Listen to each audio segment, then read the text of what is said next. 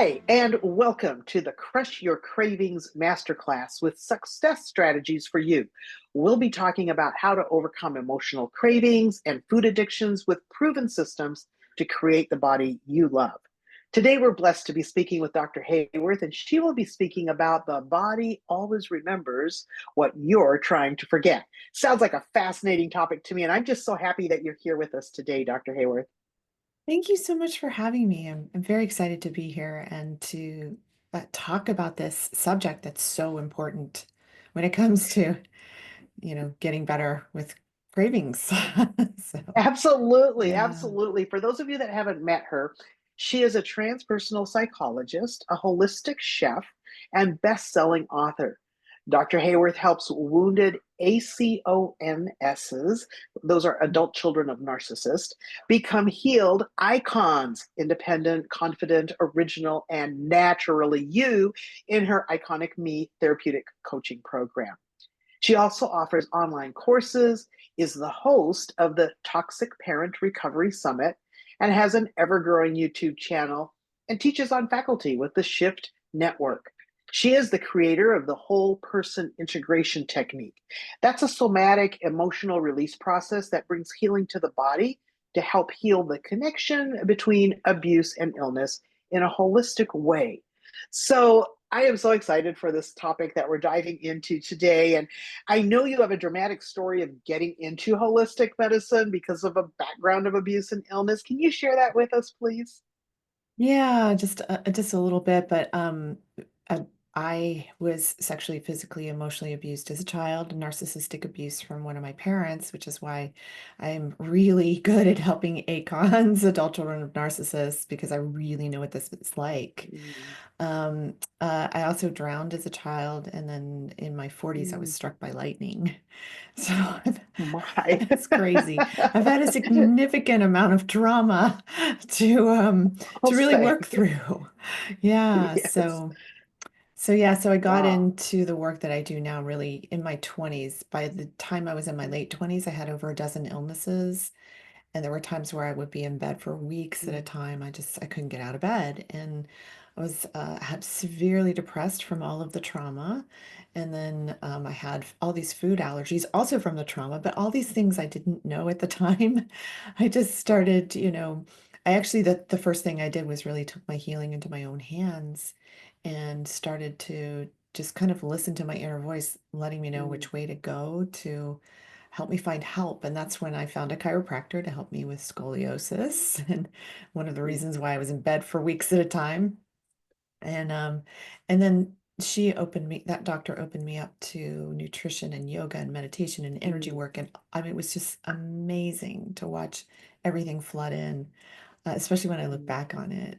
And that's how I got into holistic medicine. Wow, that's quite a story. And it sounds like a lot of what you experienced as a child, as you've described, was related to being in a relationship and a family dynamic with a narcissistic parent. So, what does that look like? Well, how can someone know whether that's been part of their experience or not? You talk about five primary wounds. Let's kind of dive into those. How do we recognize this? Yeah, so the first wound I talk about extensively is the wound of self-worth, because Mhm, it really whittles away at your self-worth when you are forced to focus on one person in the family system. Like everybody has to focus on the person. Everything's about them. That's one of the ways you can tell, mhm, where you feel like you have to emotionally show up for them, you have to serve them, they require service of you, and then they'll bully you or shame you or guilt you or blame shift or create things that never even happened and make you that's your fault that that thing happened that didn't really happen, or make you responsible for mhm, things they did that they're not taking accountability for because they never take accountability. That's another way to tell. And so when you think about what mhm, this does to your self-worth, how it really cuts you off from your own self-expression, which is another one of the wounds, actually, the wound of self-expression. And these wounds are all sort of interrelated, but mhm, um, so it really cuts you off from who you really are. And mhm, because they're also not nurturing you. And it's a weird dynamic that they'll be on top of you all the time, sort of watching you, making sure you do it right, but you never get it right. But then at the same time, they're neglecting you, emotionally completely neglected. So you don't have that connection with your parent. Um, and then they're also abusing you on top of that. So there's just this whole trifecta of things that are happening. And so those are some of the ways to be able to tell. And the key one too is lack of empathy. Um, they don't think about how is this thing going to impact my child or impact my wife or my husband or, how is this going to impact others? And it just doesn't occur to them to really, they just don't really care. And you always feel that feeling that my own parent doesn't care. And that does an extraordinary amount of damage to the self. So, It really does. Is this a problem that you feel is really widespread, or is it really rare?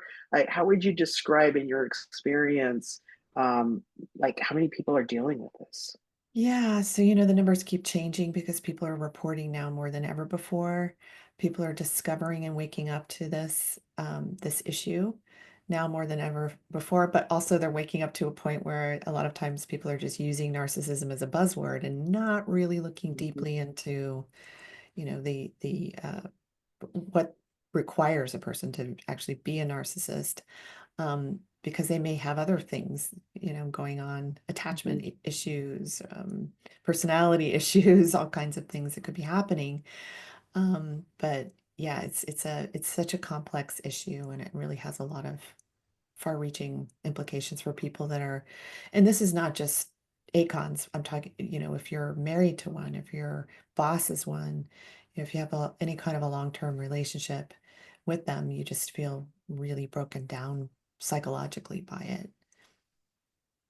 Yeah, and as we talk about health and illness and how these traumatic, unhealthy relationships affect our health, I know you believe there's a much overlooked part of humans we should be investigating first to heal illness. And what is that part of us that we should be looking at first? Yeah, I'm going to get a little esoteric here.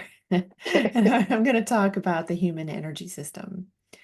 Because if you think about everything is energy, everything's made up of energy. And so when you think about the energy of emotions, we even see this in these archetypal stories about superheroes, where the Spider-Man goes to use his powers for the first time and his energy's all over the place, or they get angry and that, makes them, like the Hulk with anger gets, turns into this whole different being, and that's kind of like if you start thinking about the emotional energy and the intensity of energy and how that can hurt a person. So you think about that energy field and those abuse tactics that narcissistic parents use. And they use specific emotions: shame, guilt, anger, jealousy, envy, and rage to control the people around them. So they're using emotions to control you. You think about how that comes into the body, comes into the field, and the draining experience of that. So now you've got anxiety and you can feel it all the time because you're always hypervigilant, waiting for the next thing to happen. And now you've got stomach problems. So this is a part of what happened with me and part of what I unraveled as I started to really understand that there's so much more to us than this physical being. We're holistic beings. We're mental, emotional, physical, and energetic. And when you look at all those parts of the system and engage all of them, I watch people heal from all kinds of things because of it. And incidentally, the wounds of the physical body is one of the five primary wounds. And that's really what I'm Okay. really getting into now is how those emotions impact the physical body, especially over time. And as you have these deep, dark beliefs that the narcissistic parent really programs your subconscious mind with, um, that continues to drain your energy field, and eventually your biology can't run itself well. So And so that really does impact us negatively then in physical ways that we can notice, right? yeah, So the underlying issues are often some of the emotional pieces of how our bodies are trying to respond to this unhealthy environment. Is that what I'm hearing? yeah, absolutely. Yeah, it's the emotional root cause of Mm, what's happening in your body. And I think it's incredibly overlooked. However, with the Adverse Childhood Experiences study, the largest public health study ever done, it's been going on since the mid-90s, and they started it at Kaiser Permanente in San Diego. And they have found that indelible link between childhood abuse and neglect and how that impacts the body over time. So, And I think that is a real groundbreaking study that you referred to, that adverse childhood experiences study. I yeah. spent about 5 years in the last 6 years in California taking care of my dad who had had a stroke. So I was doing elder care, Mm, but we were actually located in the county with the highest rate of ACEs in the entire state of California, where the mm, average adult had been impacted by four or more kinds of adverse childhood experiences. mm, So a very broken community, right? And it was really interesting how you could observe all the physical issues and illnesses associated with that kind of a, not just one family, but kind of looking at a community where this was a large characteristic of that community. A lot of homelessness, mm, a lot of just a lot of problems. mm, And I thought it was so interesting that the research showed that when children were exposed to these adverse experiences, it's very directly linked to their risk of developing things like heart disease and diabetes and all these chronic illnesses later in life, decades after the experience. Even if they've gotten out of it, even if they're like in a different place in their life, yeah. it's still there. Yeah. Yeah. And then they found And it takes decades off of their life. yes, it shortens their life Yeah. measurably. Yeah. Absolutely. Because I mean, all of these chronic illnesses are life shortening illnesses, because when you're not well physically, you don't live as long, or whatever, illness you might be dealing with.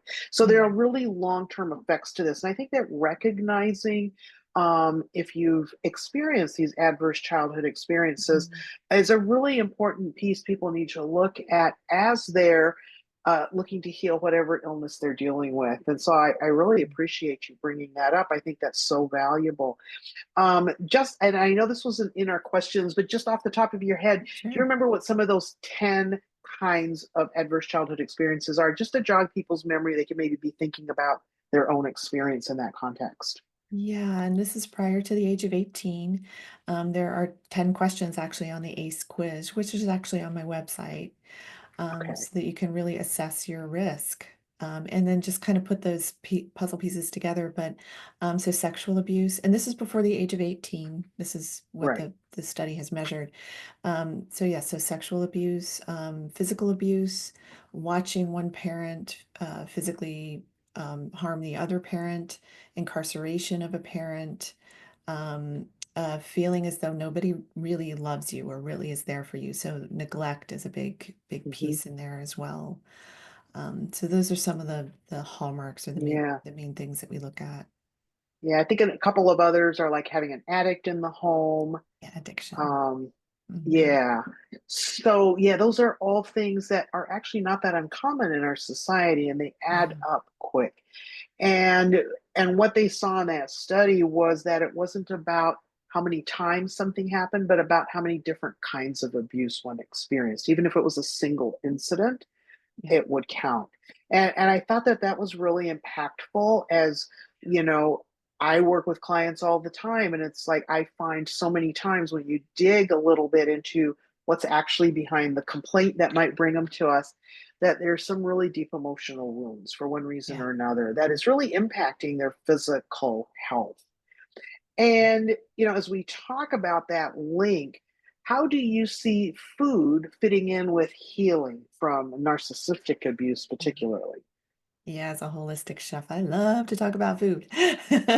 So, yeah, food is so critical because it supports the body to heal itself while you're going through emotional processes.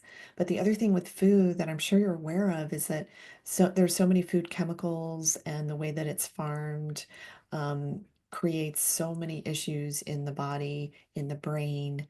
There's foods that are actually classified as anxiogenic, meaning they create anxiety. Um, Yeah. and that when you cut those foods out too, that they can help you really get more. emotionally capable to be able to do the healing work, to be able to Yeah. get well. But when you're fighting against these chemicals in the body, and you think about food, I mean, everything's a chemical compound in foods, right? Um, but these specific chemicals, these food chemicals that are created, there's something like the last I knew, there was something like 80,000 or more chemicals in our food and in our environment. I think about 10,000 of them are in the food supply, especially here in the US. And this is where we see a huge amount of psychological disorders that may be associated with red dyes, you know? Hmm. Yeah. Um, All the yeah, things that get added to food in the laboratory or in the processing of the food.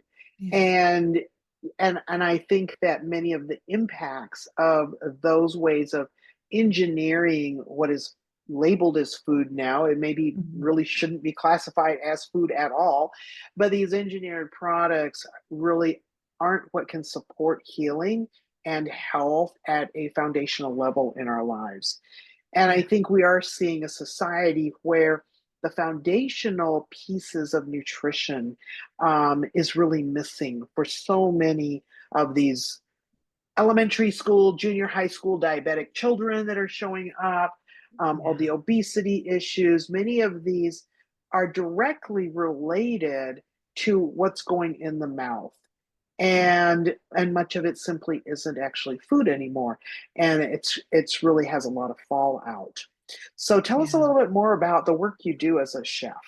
What do you do to help people Yeah. with food? So I'm retired from chefing, but I was a private chef to celebrities and people in Hollywood for 14 Okay. years. And so I did diets for specific health conditions, and then food allergies, and specialized in, so Mm, there's no food chemicals, no gluten, no dairy, yeah, and then just catered to whatever their allergies were, or did like low FODMAP diets for people with mhm, a SIBO or IBS.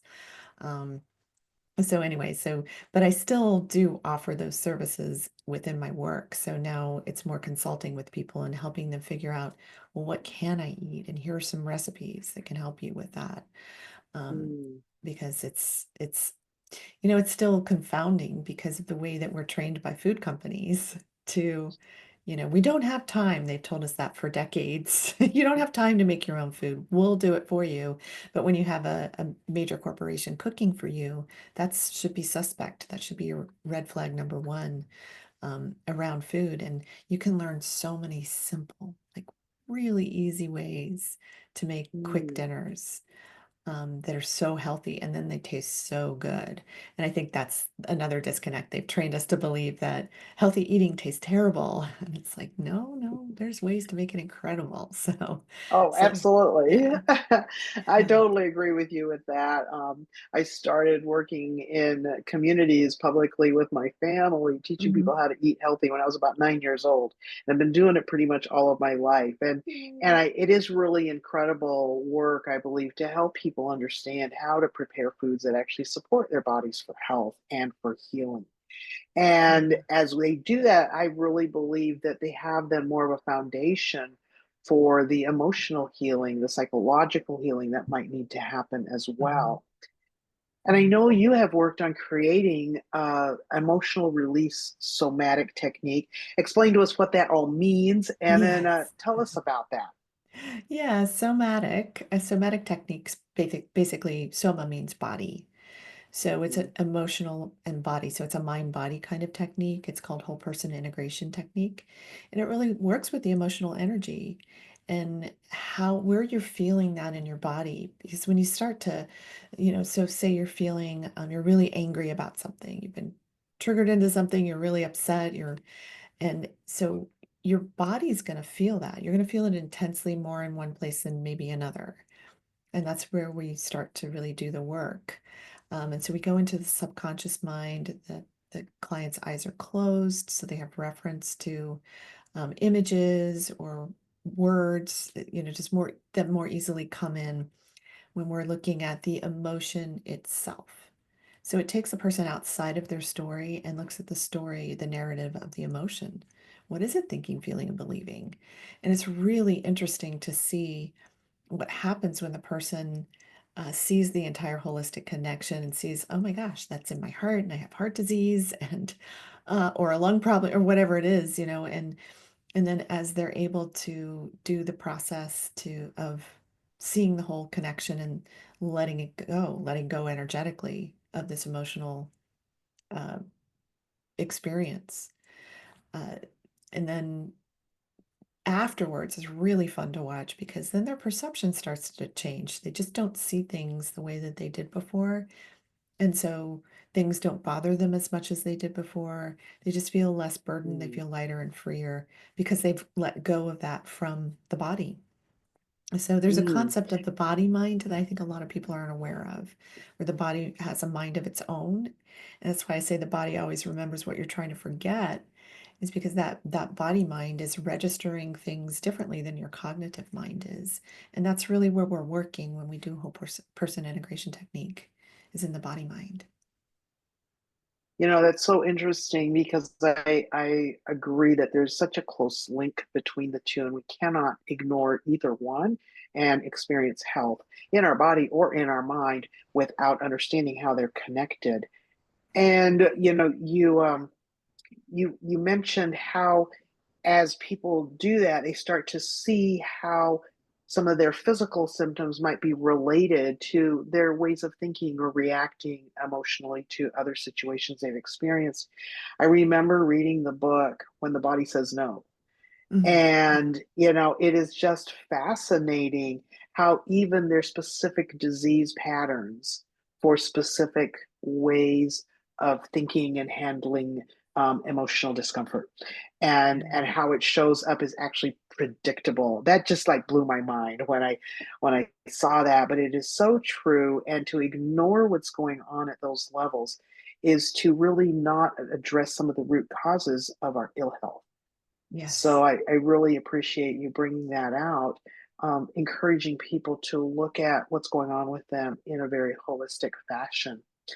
What are Yeah. 3 things that listeners could do right now to heal from their abuse wounds? Yeah. The first thing is something I mentioned earlier in this interview, and that's to take your healing into your own hands.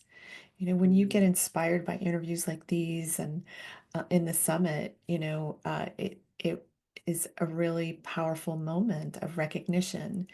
And when you take an action towards your healing by taking it into your own hands, and really the second thing is to learn to follow that inner voice.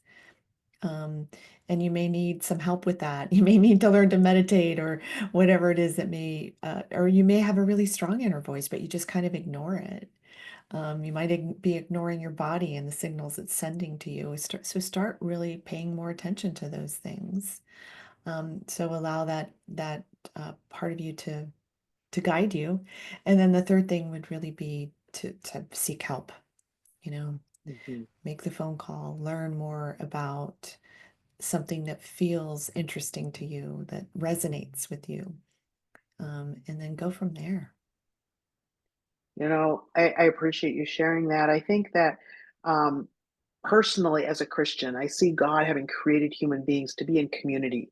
And often healing happens in community. It's not when we go off all by ourselves and try to fix ourselves, but we often need that interaction, that dynamic between human beings is one of the most healing connections, right? That we can Yeah. experience and can make a huge difference in our physical health as well.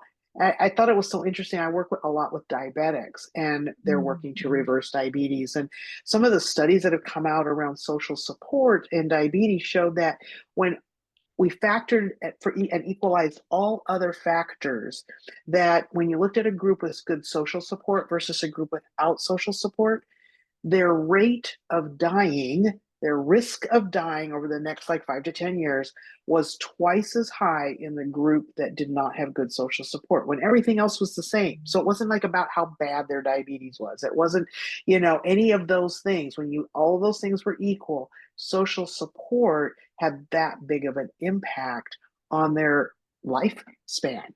Mhm. And so, I love the thing that we can't do all of this by ourselves. We often Yeah. need to work with others, with a community that is supportive, that can help us to process things, that can help us to actually heal like from the inside out. Um, Absolutely. Yeah. and so I love that that you're helping people to understand that. And I know that you also have a free gift that you want to share with our audience. Why don't you take a few minutes to talk about that? Yes, if you go to my website at meghaworth.com, leaving that Y out, Haworth, then there's a number of different gifts. There's a tab for narcissistic abuse survivors, where you can get 52 ways to tell if your parent is a narcissist. It's a free checklist. You can also get 10 steps to overcoming the effects of victimization, which is an ebook, a free ebook. And then there's also the adverse childhood experiences study quiz is in there and a recipe book. So there's lots of Well, freebies look at on that. there. I'm I like, love I that. can't leave food out of the mix. It's such an important part of healing. So, Absolutely, it is. And so I just appreciate your generosity and being willing to share all of these very practical tips and tools that we can use as we look to become healthier, not just in our bodies, but also in our minds. And as we do that, we are going to have more resources to deal with those cravings that we might be fighting. It is as we heal in all of these different ways that we can experience freedom from so many different addictions around food and eating and so on, because all of this is kind of all together. So I just really appreciate you sharing your perspective on that here today. So, as we've been listening, we've been hearing about the different kinds of wounds that can happen when we've been experiencing parental narcissistic abuse in our home growing up, that there are actually techniques to help us to release that. One of the things I was thinking about when you were mentioning that release is the importance of forgiveness, because isn't that a yes, form of release? yes, Um, absolutely. And this is a self-forgiveness process, really.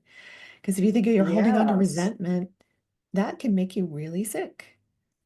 yeah. You're holding on It, it to re- guilt and shame. Same. mm, Yeah. absolutely. Dr. Tibbetts wrote a book called Forgive to Live, Mm, and showed this the power of forgiveness, not just forgiving ourselves, but even forgiving those that inflicted the wounds on us. And that mhm, as we do that, it can give us real freedom mhm, from those bonds. So yes, I love that you brought that up. And then you talked about the importance of exploring these emotional issues, especially if there's been trauma of different kinds as a child, because many times that is an important piece of what's pushing our physical illnesses, yeah. and that food can help to support the healing of our body in natural ways. And those are all very powerful concepts. And I just Mhm, hope that as we think about what we've heard here in this session, that we'll all find something that we can start working with and applying right away. So I really thank you for breaking that down in such an amazing way. That's been a real blessing. And I know that's going to be encouraging to people to know there's hope. I mean, look at what you've gone through, and here you are in a position of contribution to the community. So, mhm, if you've experienced one, it's our listeners, if you've experienced a lot of trauma and you feel like maybe you're too broken, I want you to remember Dr. Hayworth and how she has taken all of the adverse experiences that she has had and turned it into a tool to help other people that need the support and the healing that she can provide because of her personal experience. So, who mhm. knows? There might be some more Dr. Hayworths out here in our audience that will Yeah. get this healing and be able to bless others as well. So I just want to thank Yeah. all of you for being here, for watching another episode of the Crush Your Cravings Masterclass. And I just want to remind you that you can get lifetime access to these recordings so you can listen to them over and over. And you also get some amazing additional bonuses by upgrading to the VIP bundle. So don't forget about that. Look for the link on this page wherever you're watching this recording. And remember, you can crush your cravings, change your choices, take charge today, and thrive tomorrow. Thank you for being with us here today.